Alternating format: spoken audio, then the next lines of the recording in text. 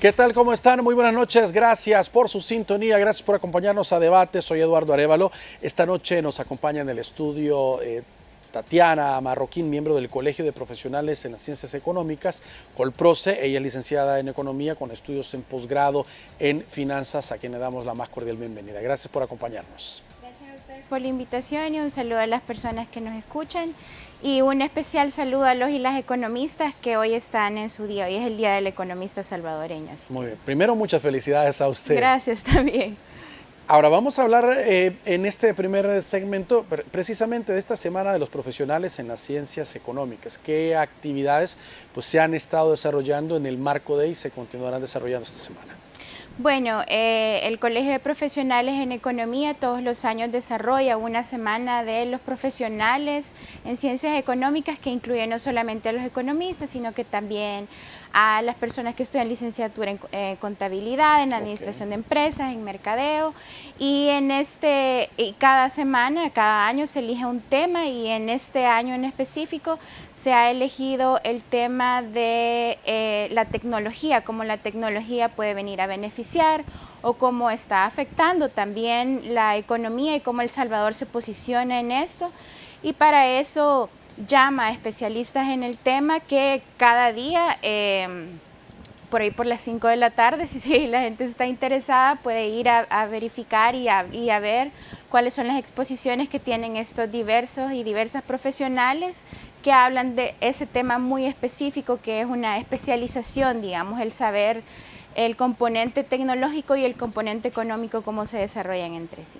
¿Dónde se llevan a cabo estas actividades? ¿Si es virtual o es físico? Hay virtual y hay físico, y el físico es en Colproce, que queda ahí en el Boulevard de los Próceres, pero se puede encontrar fácilmente en redes sociales. ¿Y lo físico? Lo físico. ¿En línea? ¿Cómo lo ubican? En línea también, todas las redes sociales están en Colproce. Ajá. Ahora, veía también en ese tema que usted mencionaba específicamente de los desafíos de la economía digital, ¿cómo evalúan que ha avanzado El Salvador en este tema? O sea, ¿se ha buscado eliminar una tramitología, un acceso también a pagos de impuestos y otro tipo de medidas sin llegar a realizar trámites físicos como se hacía antes? Sí, bueno, como le mencionaba, ese es un tema muy particular y una especialización muy particular, pero en temas generales, que es mi conocimiento, sí ha existido un avance y, digamos, todos los países se tienen que acomodar a las nuevas dinámicas que existen, sí o sí, ¿verdad? Aquí no hay opción.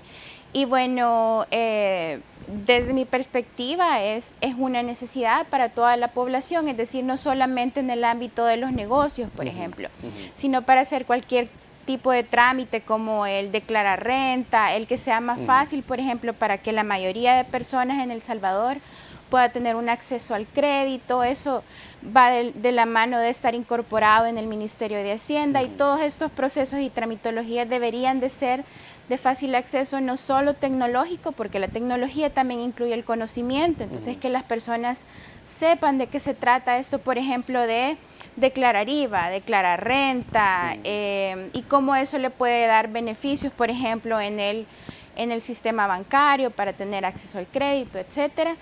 Claro, todas estas tecnologías están por encima, pero El Salvador tiene problemas estructurales, es decir, problemas que ya tienen décadas de estar ahí, que también tienen que ser solucionados de la mano de ir creando nuevas tecnologías, porque nuevas tecnologías, pero a la base de problemas estructurales, en realidad no se van a poder beneficiarse de la misma manera si no se resuelven los problemas estructurales.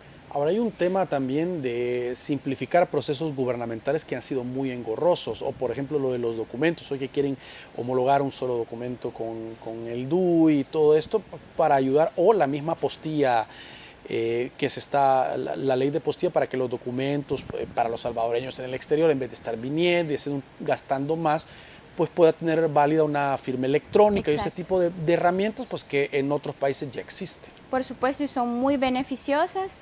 El proyecto de firma electrónica tiene ya bastantes años en discusión, así como muchos traslados, digamos, de un gobierno del todo, la tramitología y todo lo demás, un gobierno que se traslade a todo lo digital, digamos, que sea más fácil para la población. Mire, este tema de la economía es bien interesante porque siempre se basa en algo científico, en estadísticas, en análisis de proyecciones, como por ejemplo cuando dan una proyección de crecimiento de un país, para compararlo versus la realidad o lo que está ocurriendo en los mercados. Ese es un tema bien importante. Sí, claro, la economía y en particular de mi lado es un tema fascinante, sobre todo porque tiene a la base estos números y estas cifras y análisis muy fríos, pero también va de la mano de comprender lo más humano de la sociedad, que es la sostenibilidad de la vida. Entonces al final nosotros comenzamos a hablar acerca de tasas de crecimiento, de inflación, etcétera, pero de lo que estamos hablando es, en términos generales, cuáles son los obstáculos o las expectativas que tenemos para en algún momento lograr establecer sociedades más equitativas y donde la población tenga asegurada su vida, ¿verdad? Sus posibilidades de vida. Si alguien trabaja 9 horas al día, debería de tener asegurada su vida y la de su familia, por ejemplo. Y eso es el problema económico que se desarrolla no solo en El Salvador, sino alrededor del mundo, ¿verdad? No, y sobre todo que si, digamos, los números fríos, como usted le llama, tiene que verse reflejado, si es que es un crecimiento muy alto, en la calidad de vida de la población. Si no, algo está pasando. Debería de verse traducido en una mejora en el poder adquisitivo, y no solo a nivel de gobierno, sino de la misma población.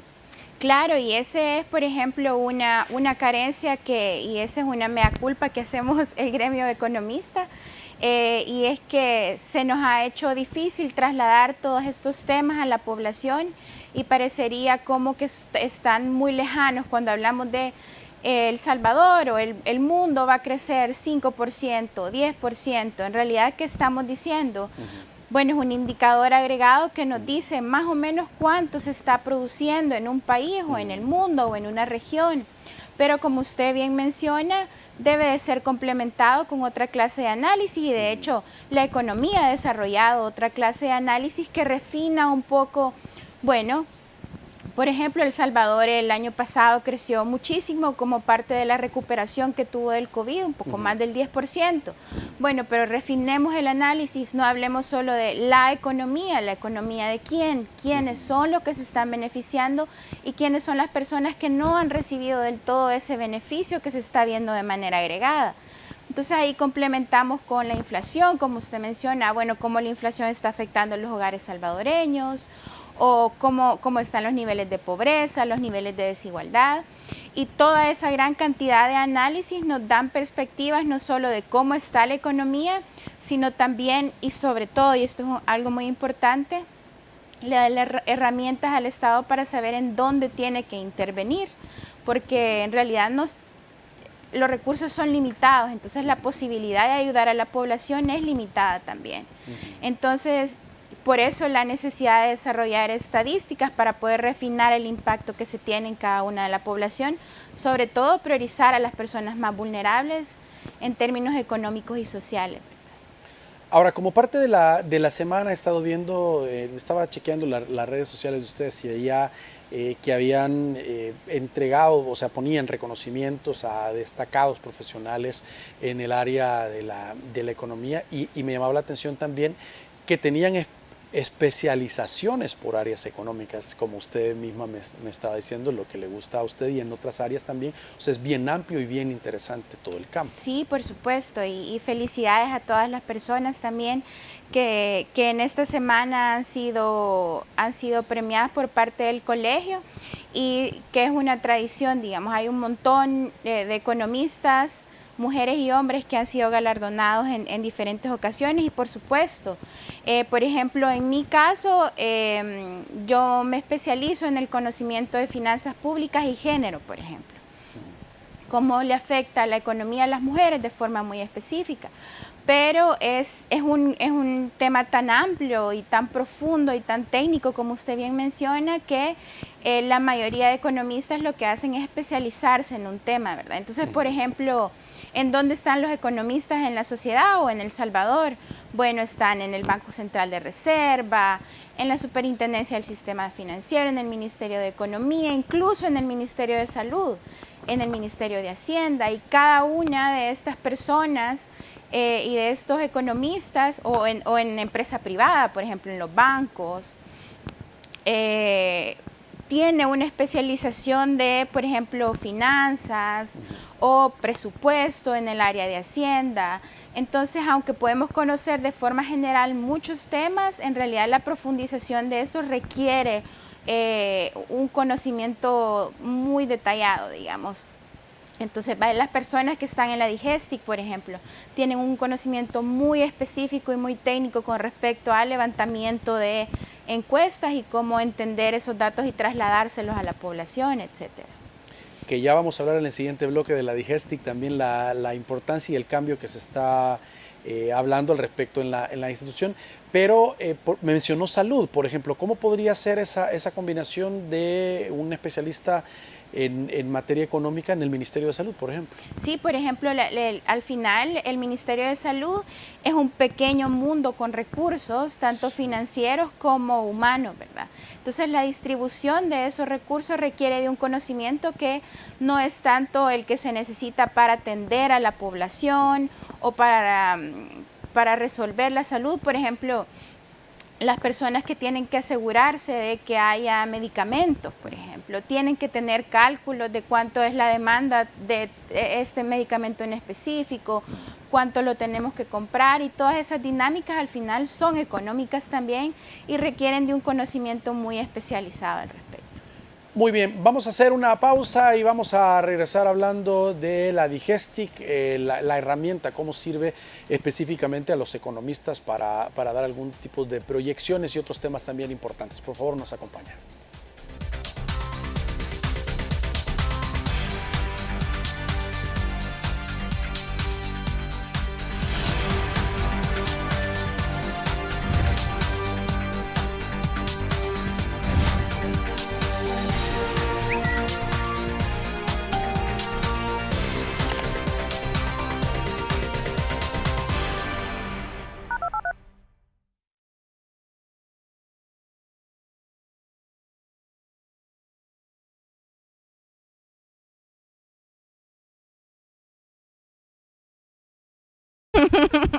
Gracias.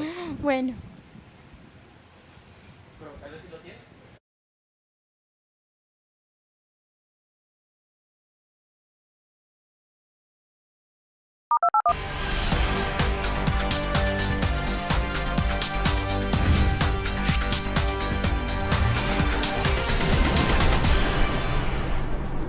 Muy bien, gracias por continuar con nosotros. Decíamos que en este bloque vamos a hablar también sobre la Digestic, que es que se ha generado la información de que no es que vaya a desaparecer, según han explicado algunos, sino que se va a pasar. Desaparece como una institución autónoma y pasa exactamente al Banco Central de Reserva, quien estaría manejando pues esta unidad, y se espera que realice el mismo trabajo. Y hay algunos que cuestionan el hecho de ese movimiento. Ahora, hay que partir de qué tan importante es el trabajo o no para el país que realiza la Digestic. Sí, por supuesto. A mí me gusta dar un ejemplo muy práctico, porque yo creo que todas las personas de alguna manera hacemos el ejercicio que a manera agregada y técnica hace la Digestic. Pero, por ejemplo, si yo este día, aunque no lo conozco mucho, pero le dijera que tengo un problema, lo que usted intentaría es recabar la mayor cantidad de información acerca de ese problema. Como me siento cansada, entonces usted preguntaría, bueno, ¿ha dormido? ¿Cómo le está yendo en el trabajo? Al final, toda esta recopilación de información que uno procesa, lo que pretende es que al momento de dar una recomendación a la persona que le está diciendo que tiene un problema, uno pueda dar una recomendación lo más certera posible. Ese ejercicio de recabar información para poder dar una respuesta certera es algo que en todos los países, ya a manera agregada y a manera de hacer una política pública que intervenga en la vida de la población, se desarrolla a través de instituciones que producen estadísticas. ¿Y qué tipo de estadísticas producen? Bueno, por ejemplo, la DIGESTIC produce la encuesta de hogares de propósitos múltiples, en donde yo puedo saber la cantidad de personas que hay, cuántas mujeres, las edades que tienen, el tipo de vivienda, cuántos reciben en promedio de ingresos, cuántos trabajan en el sector informal, etcétera. Toda esa información que está, digamos, ahí neutra y cruda, nos da la capacidad, y sobre todo al Estado le da la capacidad de ver, bueno, aquí está el problema más grave y aquí es donde tengo que priorizar mis recursos de acuerdo a mis políticas y a mi visión del país, digamos. Entonces, la DIGESTIC, por ejemplo, mensualmente da la inflación, esto de lo que estamos hablando constantemente. Entonces, la población dice, y yo he escuchado como ahora ya no me alcanza el dinero cuando voy al súper, ya no me alcanza para esto. Bueno, ese sentimiento de la población no es solamente un sentimiento, es algo que, por ejemplo, la DIGESTIC y las personas que trabajan adentro de la DIGESTIC recopilan información y al final podemos decirle con contundencia a la población: lo que usted siente es cierto, está creciendo los precios y están creciendo más las de los alimentos, por ejemplo. Entonces, al final, la DIGESTIC y en general las instituciones alrededor del mundo que producen esta clase de estadísticas son valiosísimas para poder dar respuesta a un problema. Por supuesto, hay ahí un asunto, y es que dicen los problemas. Su trabajo es dilucidar la verdad y decirnos cuáles son los problemas que aún existen. Entonces debe de haber muchísimo desarrollo político y una visión muy refinada de cómo funciona el Estado y cómo funciona la sociedad para poder aceptar de que siempre van a existir problemas en la sociedad y que es muy valioso que alguien los esté diciendo constantemente para así ir desarrollándonos como sociedad, ¿verdad? Es que no estamos perfectos, no hemos cubierto todo. Veamos en dónde podemos seguir avanzando como sociedad y mejorando la vida de la población. Hay algunos que dicen que también sirve para focalizar, por ejemplo, el tema de subsidio, que muchos están en contra de la entrega de los mismos, pero sobre todo los economistas son bien críticos al tema de las políticas de subsidios, pero digamos, si se va a focalizar, decir, ok, ¿quiénes consumen abajo de tanto o quiénes tienen un ingreso menor, para no llevar un recurso del Estado a zonas donde no se necesiten? Y eso solo se logra a través de una medición estadística, por ejemplo. Por supuesto, sí, hay algunos economistas que están en contra de los subsidios, no es mi caso, pero sí estoy a favor de los subsidios focalizados. ¿Y por qué? Por ejemplo, yo sé que las finanzas del Estado no son las más abundantes. Yo conozco las cifras de finanzas y sé que hay recursos limitados.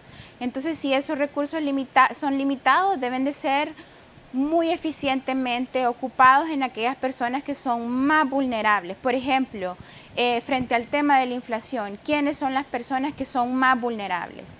La inflación es un tema a nivel agregado, pero no afecta a todas las personas por igual, porque, por ejemplo, alguien que gana $300, $500, $600 ocupa la mayoría de su salario para comprar alimentos.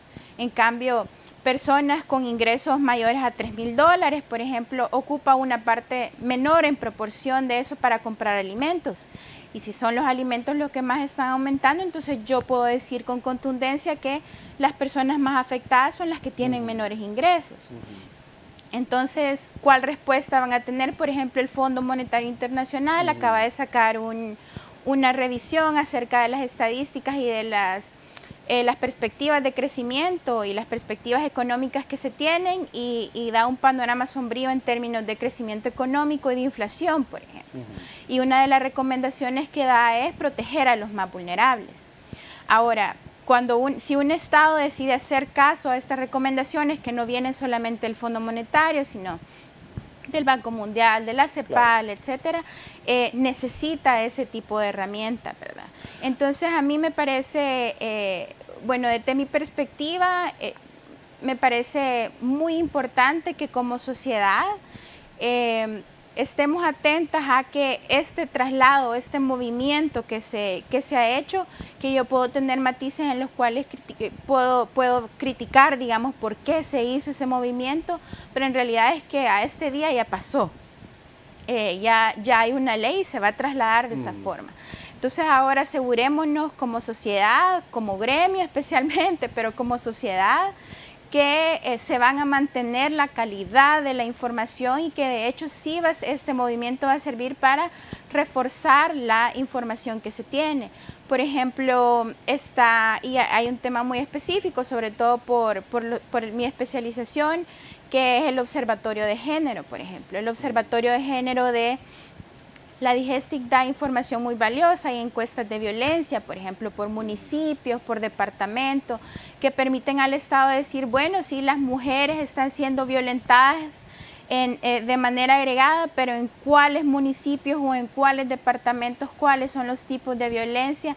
Esa clase de cosas y esa clase de información es valiosísima y yo espero como profesional y como economista feminista que esta información se traslade y de hecho sea fortalecida con este movimiento que se está haciendo legalmente e institucionalmente, ¿verdad? Ahora yo veía también en la conferencia de prensa anunciando la semana, a Alfonso Goitia le preguntaban, vicepresidente de Colproce, exactamente el tema de que pase al BCR. Él decía que también le generaba preocupación, o sea, porque el mismo traslado en sí, dependiendo de las capacidades, podría ser que se perdiera nivel de ejecución o del trabajo que ha venido realizando básicamente la DIGESTIC, la data en sí.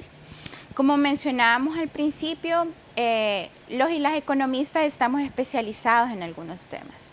Por ejemplo, yo no he trabajado en el Banco Central de Reserva, pero trabajé en la Superintendencia del Sistema Financiero, por ejemplo, y tenía contacto con muchas personas del Banco Central de Reserva y con la institucionalidad del Banco Central de Reserva.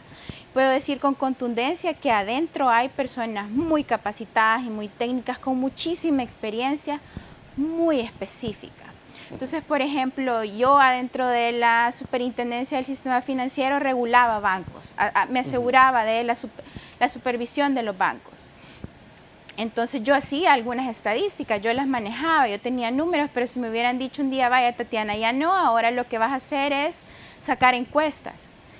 Yo no tengo la capacidad para poder hacer eso. Entonces la capacidad tanto humana como institucional que se desarrolló en la DIGESTIC, para poder ser trasladada al Banco Central de Reserva, no es solamente que hay economistas que manejan números, ¿verdad? Sino estas personas que van a recibir este proyecto en el Banco Central de Reserva deben de ser capacitadas y aunque el Banco Central de Reserva genera estadísticas, no son el mismo de estadísticas que genera la DIGESTIC. Entonces, desde mi perspectiva, sí se tendría que valorar el costo que va a tener que ahora el Banco Central de Reserva tenga que institucionalizar esta nueva dinámica. No sé si al final van a trasladar personal de la DIGESTIC al Banco Central de Reserva. Para mí eso sería lo más efectivo, no solo por que se procuraría proteger esta capacidad que se tiene profesional adentro de la DIGESTIC, que también es recurso que el Estado ha contribuido, es decir, estas personas se han estado por años constantemente capacitando con recursos del Estado. Entonces, el perder este conocimiento es también un desperdicio de recursos públicos también. Decían que en su lugar debió crearse el Instituto Nacional de Estadísticas, que era un proyecto planteado en el periodo anterior y que al final no se concretizó, pero que en lugar del traslado pudo haberse como fortalecido la entidad.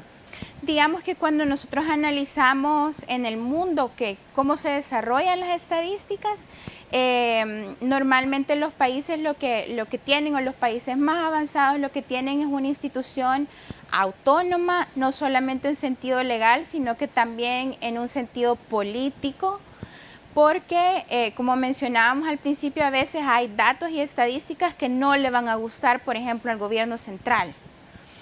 Pero eso no tendría que ser un obstáculo para la generación de información y de calidad de información y estadísticas.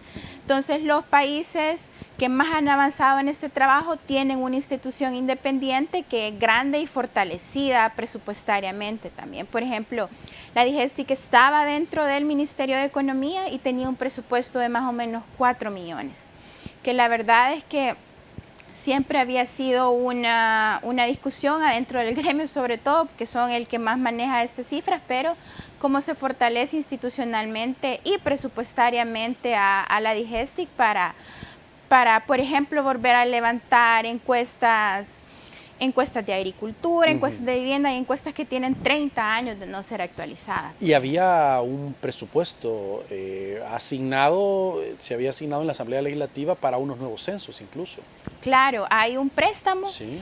que se aprobó de una institución internacional y se asignó a la DIGESTIC. En ese caso, ese préstamo podría ser trasladado al Banco Central de Reserva con modificaciones a la ley, porque la ley dice que quien lo va a ejecutar en este momento es la DIGESTIC y el Ministerio de Economía. Entonces, mientras esta institución internacional esté de acuerdo con el traslado, pues se podría hacer al menos legalmente, institucionalmente.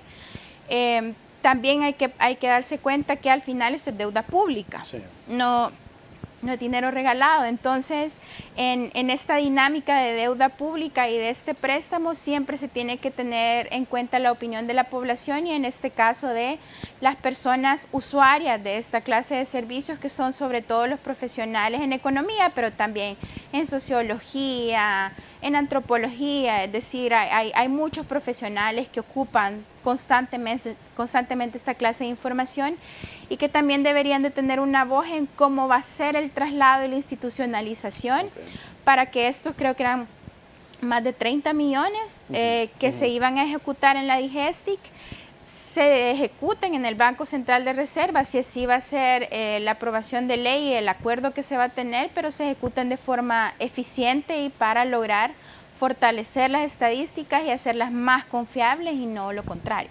Muy bien, vamos a hacer una pausa, por favor acompáñenos, ya volvemos.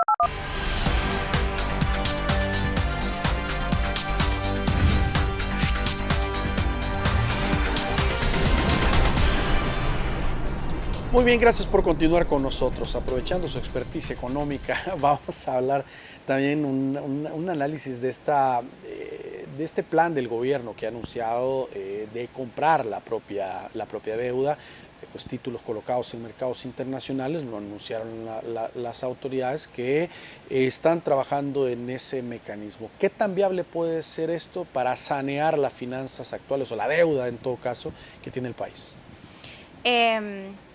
Para sanear las finanzas fiscales no es de mayor ayuda,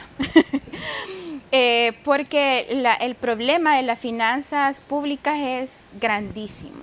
Y solo para ponerlo en perspectiva, a junio la deuda pública es de cerca del 80% del Producto Interno Bruto, que es 23.000 millones de dólares. Pero para ponerlo en una idea de que la población se dé cuenta de que tanto pueden afectar este tipo de problemas, por ejemplo, cuando uno dice que alguien está bien endeudado, no lo hace en referencia a su capital, ¿verdad? Sino que dice, bueno, es que de lo que le pagan cada mes, la mayoría se le va en pagar deuda, ¿verdad? Bueno, podemos hacer un ejercicio, un símil, aunque es más complejo y tiene otros matices, ¿verdad? Pero, por ejemplo, el Estado salvadoreño, y esto es algo que ha venido por décadas, pero se ha acelerado en los últimos años, debido a la pandemia, pero también decisiones políticas y financieras que se han dado en los últimos años. De cada $100 que gasta el Estado, $20 van, más o menos $20 para pago de intereses y capital. Y eso es, por ejemplo, 900 millones, un poco más de 900 millones para pago de intereses y 500 para pago de capital. Para ponerlo también en perspectiva de la población, el pago de intereses y de capital, que se acerca a 1.400 millones, es bastante cercano al gasto que se hace en educación, que es el ramo más grande, que es el que tiene más grande en términos financieros.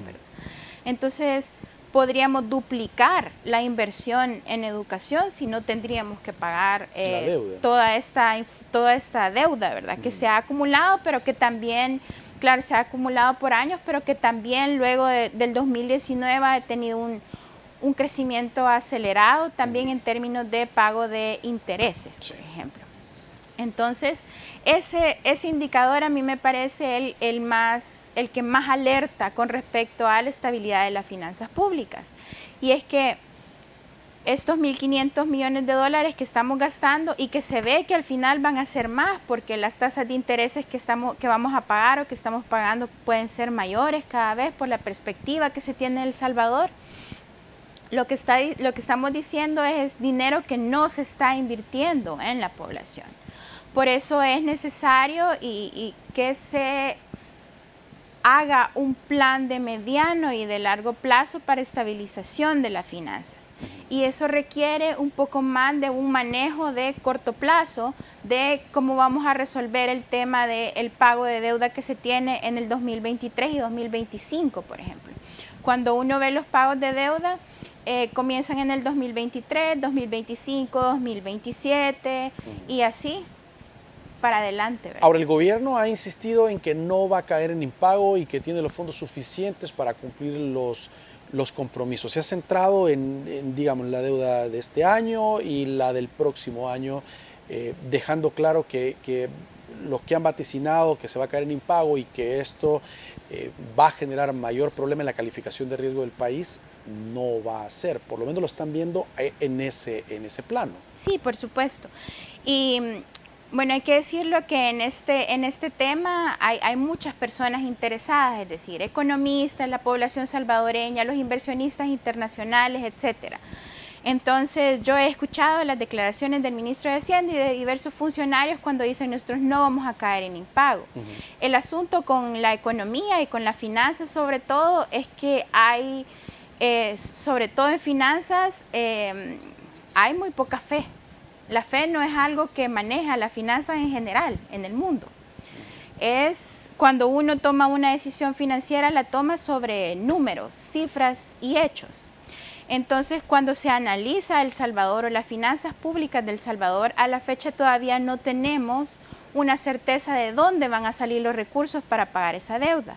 Entonces, aunque yo, Tatiana Marroquín, pueda decir yo le creo al ministro de Hacienda que nosotros no vamos a caer en impago, si a mí me dirían, vaya Tatiana, pero haceme un análisis financiero de cómo va a pagar el Estado, yo no podría con cifras justificar cómo lo va a pagar porque yo no tengo información que diga, va a salir de aquí o va a salir de aquí. Probablemente el ministro de Hacienda sí lo sepa y muchas personas adentro lo sepan del gobierno y por eso lo estén diciendo con tanta contundencia, pero como no es algo público o algo que sepan los inversionistas y las personas que tienen la deuda, tienen razón de seguir sintiendo esa incertidumbre de si de verdad se va a pagar o no se va a poder pagar, porque al final no hay hechos que puedan respaldar esa intención o ese plan que se tiene, ¿verdad? Que puede ser verdad, ¿verdad? No digo que no, pero no existe información clara al respecto. Ahora, digamos, si consigue esos fondos con el remanente, lo que mencionó de los préstamos, del Fondo Monetario,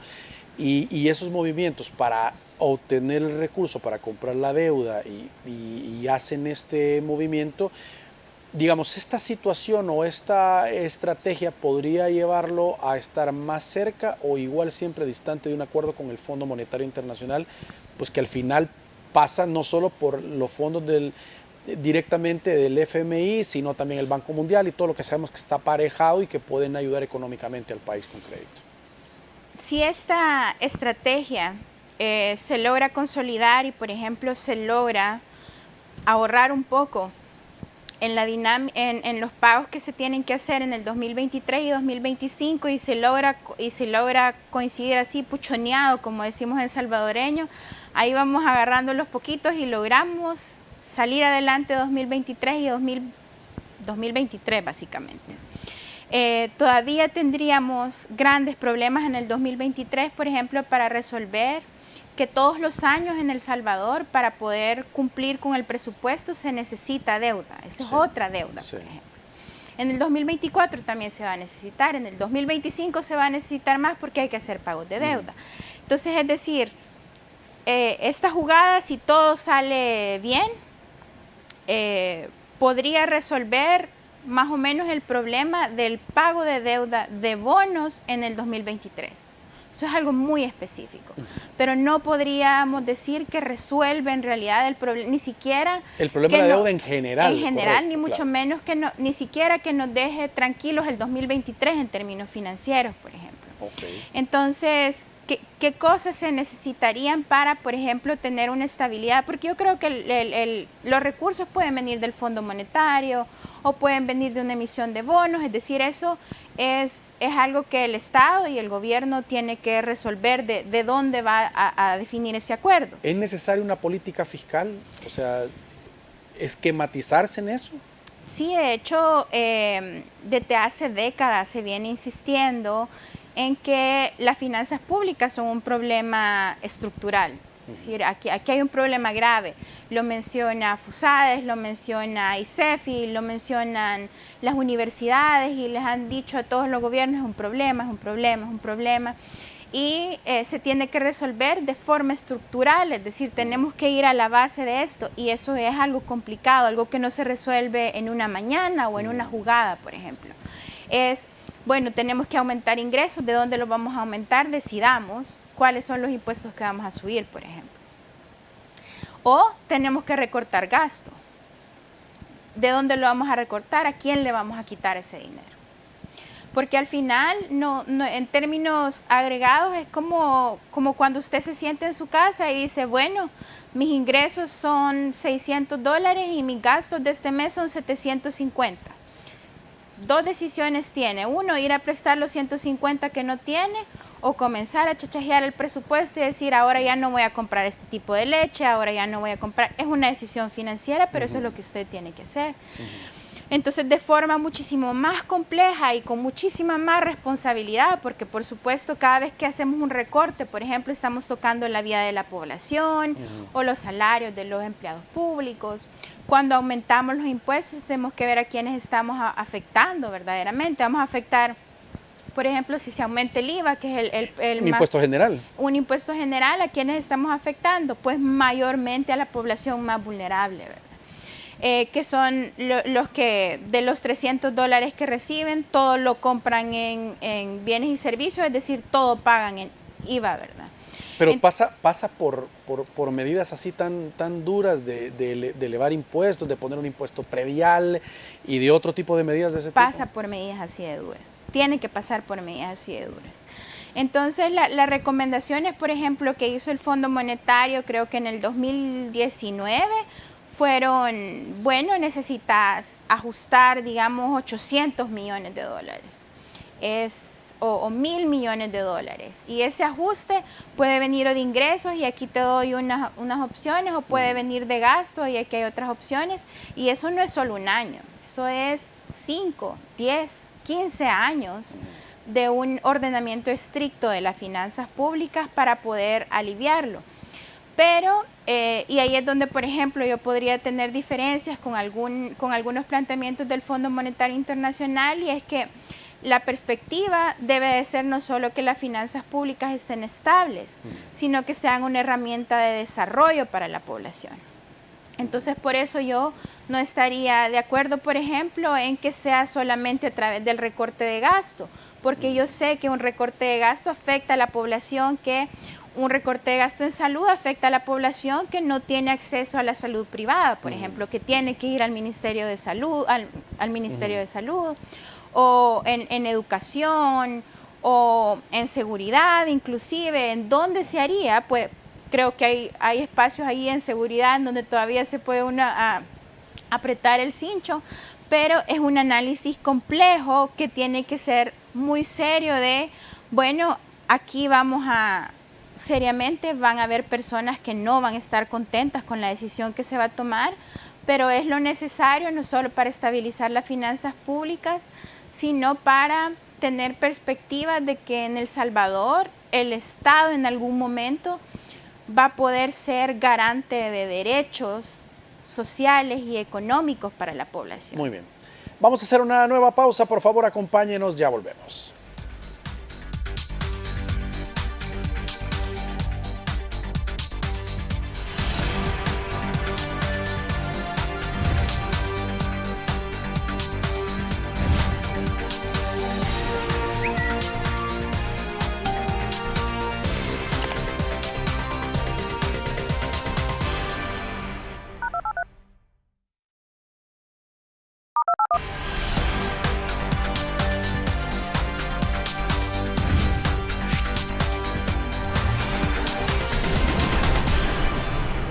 Muy bien, gracias por continuar con nosotros. Hay dos visiones también en torno a un posible acuerdo con el Fondo Monetario Internacional o la salida o la obtención de recursos para ello. Uno es la posición del fondo en el tema Bitcoin, que hay que decirlo claramente.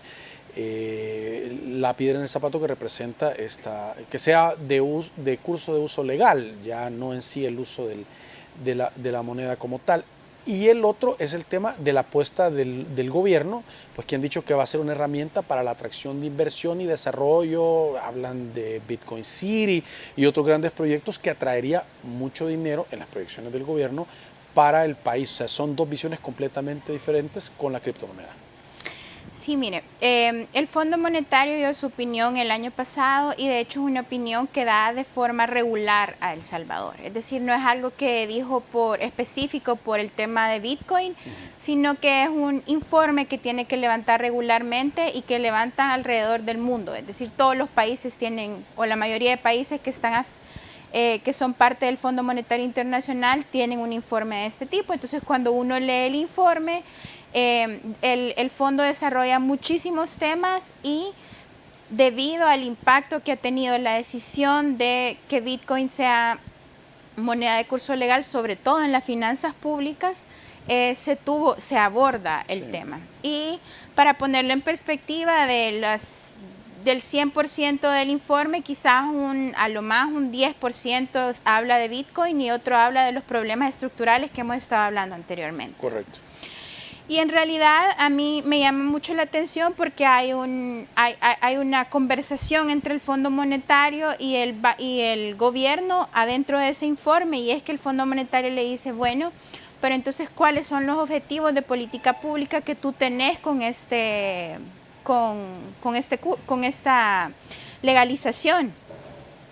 Y el gobierno dice, bueno, para mí son, como usted mencionaba, atracción de inversiones, atracción de turismo, probablemente inclusión financiera a través de la billetera electrónica. Entonces el Fondo Monetario le dice, a mí me parece que todos estos objetivos son válidos y son posibles sin que Bitcoin sea moneda de curso legal. Y en realidad, en términos técnicos, es correcto. No tendría que ser moneda de curso legal, o no tendría que estar legalizado, o no tendría que estar una ley de eso para poder atraer, por ejemplo, turismo y que se pueda pagar con Bitcoin, por ejemplo, porque antes ya se podía pagar con Bitcoin, no estaba prohibido. Digamos, hay facilidades porque se le ha dicho a la población es moneda de curso legal, pero se podrían hacer planteamientos para atracción de turismo, uso de Bitcoin adentro de El Salvador, sin necesidad de que sea moneda de curso legal. Pero hay algo en lo que hace énfasis el Fondo Monetario, y de hecho no es tanto en que sea moneda de curso legal, sino le dice al Estado salvadoreño, tus finanzas no han estado buenas por décadas y ahora están peor por la pandemia y por decisiones financieras, pero al final ahora están peor. Y no vemos a bien que utilice fondos públicos para comprar Bitcoin. Y ese digamos, no es el único pero que tiene el Fondo Monetario para continuar el acuerdo, porque de hecho hay otros de índole política, democrática, es decir, hay hay temas Institucionalidad. áridos en los cuales se tiene que discutir, institucionalidad, transparencia, por ejemplo. Pero en ese tema le dice, no me parece bien que ocupe fondos públicos para Bitcoin, porque desde mi perspectiva, dice el fondo, es un activo riesgoso y a la luz de los pocos recursos que tenés para gastarlos de forma eficiente y no los pongas a jugar en este activo riesgoso, ¿verdad? Y a mí la verdad es que hay muchas veces en las que yo no he estado de acuerdo con los planteamientos del Fondo Monetario, cuando por ejemplo propone el IVA. Yo soy no, el aumento del IVA no es una opción, y ahí es donde los economistas comenzamos a diferenciarnos por nuestros planteamientos políticos y sociales, digamos. Pero en temas muy técnicos es cierto que Bitcoin es un activo riesgoso, y cuando hablamos de riesgoso no estamos diciendo que es malo, porque no es una valoración moral. Lo que estoy diciendo es que sube y baja. Eso es lo que, eso es lo que significa, es su naturaleza. Entonces, es volátil, dice uno. Cuando alguien a veces está contento y a veces está triste, no es malo, sino es volátil. Entonces, si es riesgoso, quiere decir que uno puede ganar mucho o puede perder mucho. Pero la verdad es que la certidumbre de si vamos a ganar mucho en el corto plazo no es certera. Entonces, el uso de fondos públicos, que ya hemos hablado en todos los temas anteriores y que se discute mucho, debe de ser priorizado para los problemas de la población más vulnerable. Entonces, enfoquémoslos ahí. Entonces, hay algunos aspectos como el no uso de fondos públicos para comprar Bitcoin, en lo que yo coincidiría, por ejemplo, con el Fondo Monetario. Ahora, la proyección, digamos, a nivel del panorama, a nivel internacional para el cierre del año y para el inicio del próximo año, pues no es muy favorable en el tema de la inflación, por la guerra en Ucrania y todo lo que ya sabemos, lo que está generando los altos precios de los combustibles y toda esta situación tan complicada, que sin duda terminan afectando, no estamos aislados, termina afectando el país con las compras, importaciones y todo esto. Hay medidas que ha tomado el gobierno para paliar de alguna forma el impacto directo en la población, como por ejemplo el caso de los combustibles. Ha fijado básicamente los precios y lo ha ido renovando mes a mes. Para la población es una medida pues, que le ayuda en el bolsillo, pero ¿cómo esto mete presión a las finanzas del Estado, que de por sí ya están complicadas, y siga amortiguando ese impacto? ¿Hasta dónde puede llegar ese equilibrio? Me refiero de lo que la población y lo que todo el mundo pues lo ve bien, pero que las finanzas mete mucha presión en las finanzas del Estado. Sí, lo que usted menciona es correcto. Por ejemplo, el último informe del Fondo Monetario Internacional se llama, el título es Un panorama más sombrío y más incierto, dice. Ya está oscuro. Sí. Y eso es a nivel mundial. Y eso, por supuesto, va a afectar, por ejemplo, a Estados Unidos. Y cuando Estados Unidos estornuda, a nosotros nos da gripe, sí. Por la cantidad de relaciones económicas tan estrechas que se tienen y que se han consolidado a lo largo de las décadas con Estados Unidos. Entonces, por ejemplo, las medidas que se tomaron en términos de inflación, la más contundente, como usted menciona, fue el subsidio de alguna manera a los combustibles, digamos. Pero ahí habría que hacer, a la luz de esas necesidades y de ese equilibrio que se tiene que hacer con las finanzas, bueno, la verdad es que nosotros quisiéramos ayudar a toda la población a que no siente el impacto tanto del aumento en los combustibles como de la inflación. Pero los recursos del Estado no son suficientes para ayudar a toda la población. Entonces hay que focalizar. Y cuando se focaliza, por ejemplo, se debe tener mucho conocimiento de las dinámicas económicas. Lo que está afectando la inflación, por ejemplo, hay muchos temas complejos, sí, y factores, pero al final la mayoría de los productos que consumimos en El Salvador, una gran parte de los productos son importados. Sí. Si usted va al súper y ve el pasillo, se va a dar cuenta de que la mayoría son importados. Esos ya traen en sí el costo mayor de haberse trasladado de otros países con costos mayores, porque en los otros países está costando más la gasolina.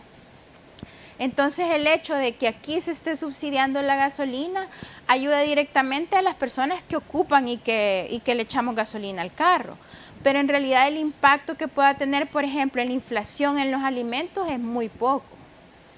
Entonces por eso, digamos, el Estado dijo, vaya, voy a quitar impuestos a los alimentos para que puedan ser importados de manera más barata, digamos.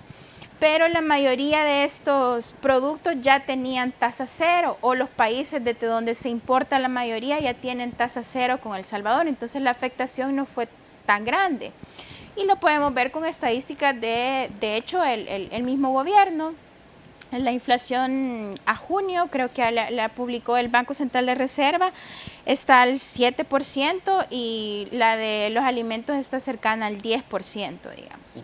Entonces, esto que pasa en El Salvador también está pasando en otros países, y las recomendaciones de la CEPAL, del Fondo Monetario y de distintas instituciones es proteger a los más vulnerables, y eso quiere decir sí subsidios, pero muy refinados y muy focalizados a las personas que tienen menores capacidades adquisitivas, y sobre todo enfocado en algo muy particular, y es en la alimentación de la población, garantizar la alimentación de la población. Muy bien. Tatiana, queremos agradecer que nos haya acompañado esta noche, compartir su visión, y nuevamente muchas felicidades.